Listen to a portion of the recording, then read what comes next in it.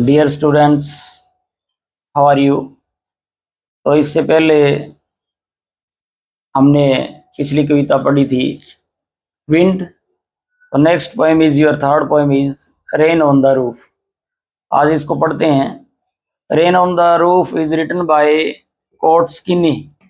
कोर्टस्किनी की लिखी हुई कविता है और इसमें कवि ने प्राकृतिक जो साधारण अनुभव होते हैं उन साधारण अनुभवों से, प्राकृतिक साधारण अनुभवों से किस प्रकार कल्पनाओं के द्वारा व्यक्ति असाधारण तक पहुंच जाता है, यानी उसके साथ काज एंड इफेक्ट, कार्य करने का सिद्धांत जो लागू होता है जब हम किसी प्रकार के साधारण या असाधारण प्राकृतिक अनुभव से गुजरते हैं।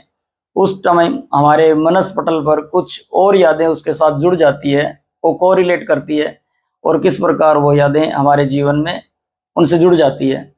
इस जो हमारी कविता रेन ऑन द रूफ है, इसके अंदर कवि जो है वर्षा के साथ अपने आप को अटैच करके, जब बारिश की बूंदें आसमान से टप टप गिर रही है और वो अंदर सो रहा है, उसको आवाजें सुनाई देती है, तो उसके साथ उसकी पास्ट की मेमोरीज जो है वो किस प्रकार जुड़ती है और वो क्या महसूस करता है। Let's read the poem rain on the roof.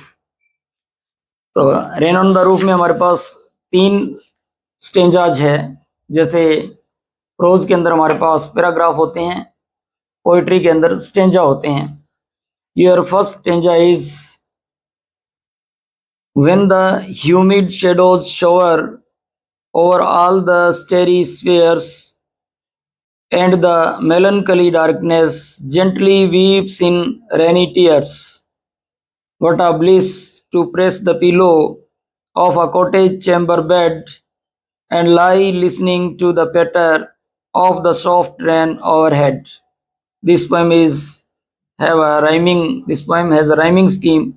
Rhyming scheme का मतलब होता है छंदबद्ध कविता जिसमें मुक्तक मिलते हैं।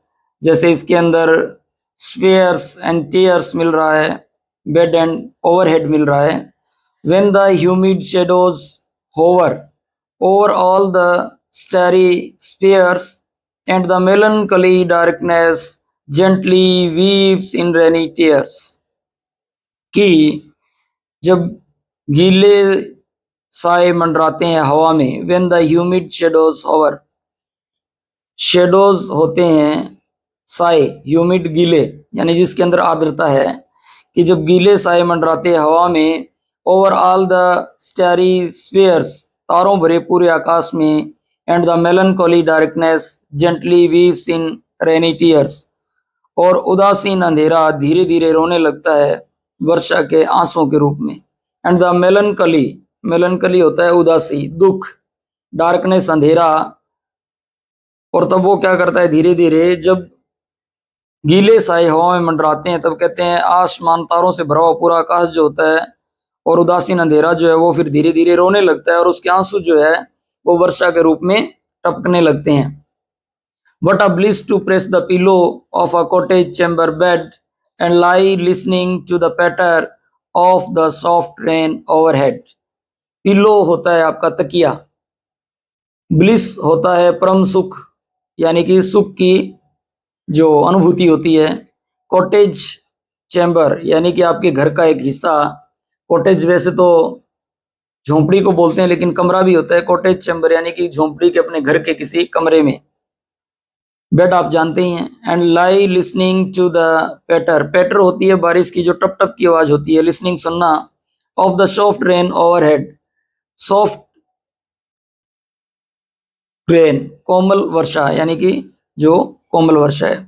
ये कहते हैं कि when the humid shadows hover over all the starry spheres and the melancholy darkness gently weeps in the rainy tears, जब गीले साए मंडराते हैं हवा में, तारों भरे आकाश में, और उदासीन अंधेरा धीरे धीरे रोने लगता है बनकर वर्षा के आंसू।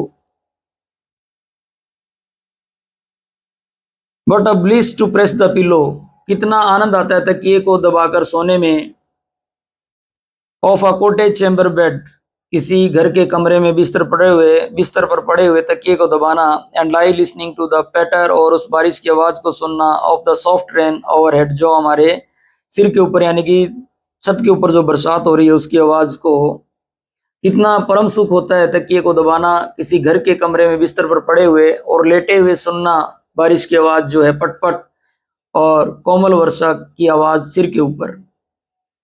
Then your next stanza is every tinkle on the shingles has an echo in the heart and a thousand dreamy fancies into busy being start and a thousand recollections weave their air threads into woof as I listen to the patter of the rain upon the roof। छत के ऊपर shingles बोलते हैं जो खप्पड़ लगे होते हैं। हमारे यहाँ तो नॉर्मली आजकल आप देख रहे हैं छत पे फर्श बंधा होता है, लेकिन पुराने घरों में और फॉरेन में आजकल भी ऊपर खप्पड़ लगे होते हैं मकान के ऊपर जिसके ऊपर आवाज ज्यादा होती है। जैसे आप टीन के शेड पे देखते हैं आवाज आती है तो वो आवाज बारिश की ज्यादा हो जाती है, ज्यादा गड़गड़ाहट सुनाई देती है। इको का मतलब होता है जो साउंड गूंज करके आती है। जैसे आप कई बार देखते हैं माइक में बोलते हैं हेलो, उससे लौट कर आती है hello hello hello, that is called echo. Heart आपका दिल। एंड 1000 ड्रीमी फैंसीज, 1000 हजारों dreamy Swapnil.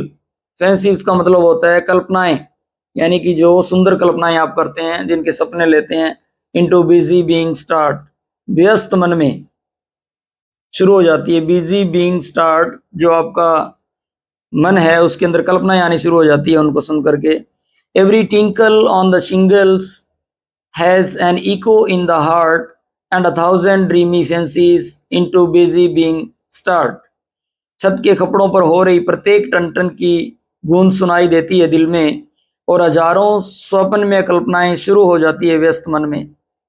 And 1000 recollections weave their air threads into woof as I listen to the patter of the rain upon the roof।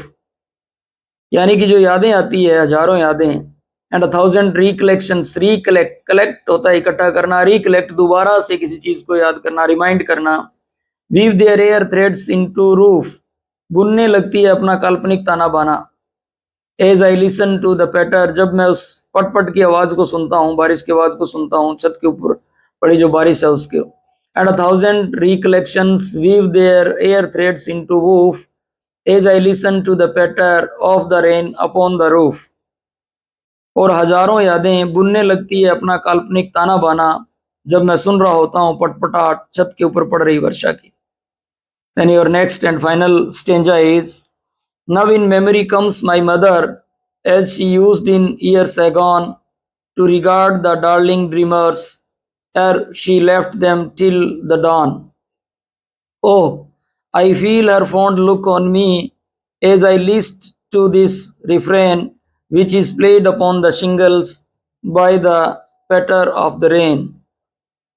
Memory याद में, नव in memory याद में, comes my mother. अब कवि कहता है कि उसकी याद के जो पटपट की आवाज हो रही है, जो बारिश की आवाज आ रही है, उसके अंदर जब वो खो जाता है, स्वप्न कल्पनाएं करने लगता है, उन कल्पनाओं में कवि की माँ उसको याद आती है। As she used in years agone, सालों साल पहले जो वो उसके साथ थी, जैसा उसने महसूस किया था। The regard of the darling dreamers, darling dreamers बोलते हैं सपने लेने वाले को जो सोया हो, सुखद सपने देख रहा हो। Ere she left them till dawn, dawn और डस्क दो शब्द होते हैं इंग्लिश में प्रभात और संध्या के लिए, सुबह और शाम। डॉन इज सुबह, सवेरा।